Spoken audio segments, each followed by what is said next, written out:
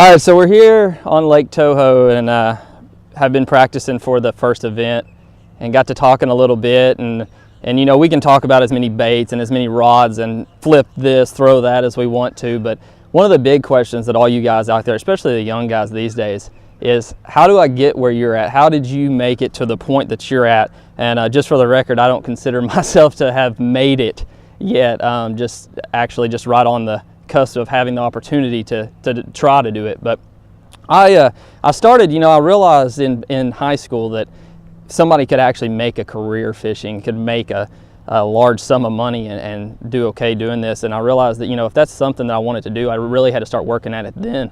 So in high school, I started picking up a few little tournaments here, going to them. I actually started in a little 16-foot bass tracker, aluminum boat with 35 horse. So all you guys out there rocking the flat bottom John boats anymore, nothing wrong with that. I mean, that's where I started. I actually pulled it to the lake with my four-wheeler for the first several years because I didn't have a car to pull it to a big lake. So fished around, fished a little tournaments, got my head pretty much beat in for the first few years, like a lot of guys know how that goes. Got in college, actually went to Arkansas Tech up there for 2 years, and it was right when the college fishing was starting to get going and everything, and I joined the club, and that's when it really took off. I really realized how big this all was. And FLW, if you followed, you know, they're even getting into high school fishing now, which is absolutely great. There's not another way that's a better springboard into the professional fishing industry or this sector. There's just not. So I got involved with the college fishing right when it started and absolutely fell in love with it.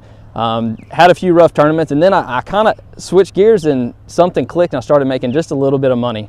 And I said, you know, if I'm going to do this, I'm going to step up and start fishing the BFLs and everything. Well, I had a little bit of money left over I'd gotten from high school graduation and some things like that. And I said, I'm going to, instead of spending it, just blowing it, you know, let's put it towards something. You know, I want to do this as a career, so let's make it happen. I decided to enter the BFLs, and I said, well, obviously you need a boat, so I was going to enter. I bought my first boat. It was a 1990 Ranger, and I bought it. I was actually working at Fred's dollar store there in Russellville, Arkansas, to pay my $100 a month boat payment or whatever it was in this thing, and it was awful. I mean, the carpet was torn, seats were ripped, the clear coat and gel coat was busted up and everything, but it was a boat and it got me on the water. So started fishing the BFLs. I fished them probably 3 or 4 different years. First year, I think I blanked like 2 tournaments, and like I said, pretty much got smoked. Second year, I cashed a check, and that really lit the fire under me. You know, when I was fishing with these guys who have been doing it for a long time and managed to actually come out with a little money in my pocket, that's what really, really got me going. So fast forward a little bit, kept fishing those, and I finally decided, you know, hey, I'm fixing to graduate college in the next year or two. If this is really going to be a viable option for me, I've got to start taking these steps forward. So I started looking, you know, I said, FLW, they offer the Rayovacs. I said, let's do those. I said, I'm going to fish them as a co-angler. You know, I had won a little bit of money and had some support from local sponsors and everything that had kind of got me going. Fish co-angler, very first event, had a top 20 finish, and like I said, you think something lights a fire underneath you, go to your first one and get a little more change in your pocket. And I was like, okay, you know, we're going to do this. So I kept going throughout the season and cut a few small checks here and there. Went to Kentucky Lake. I think it was actually our last event. Finished third, and yes, third. And there's no better feeling than standing up there watching, you know, thinking. Honestly, I thought I might win it. After that, I was full bore, all in. All I had to do was graduate college. So kept working, went through a few different boats the next few years, trying to work my way up and everything. And fast forward, I guess 2 years, and I said, you know, let's fish the Rayovacs on the pro side. You know, these guys are some sticks, but I think I can hang with them. You know, that's the next logical step. So I got my money together, and more sponsors kind of got on board and local guys helping me out, and I just kind of rolled over some winnings instead of spending it, entered the Rayovacs, and I said, well, if I'm going to do it, you know, let's fish the tour as well. And I fished as a co-angler.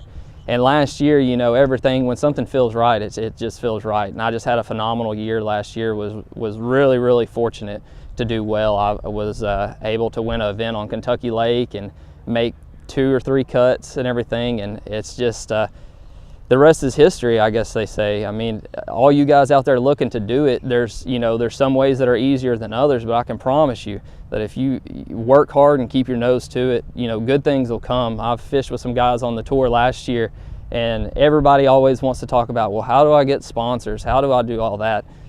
And in my honest opinion, you know, just work hard. Don't worry so much just about having a sponsor, but worry about what you can do for them and how hard you can work for them. Because I promise you, they're watching you when you're doing that, and you will not go wrong. If you keep working hard, they will take notice, and you will get to where you're wanting to go.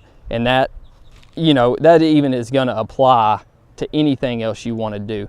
But in this sport, there is nothing that can replace hard work.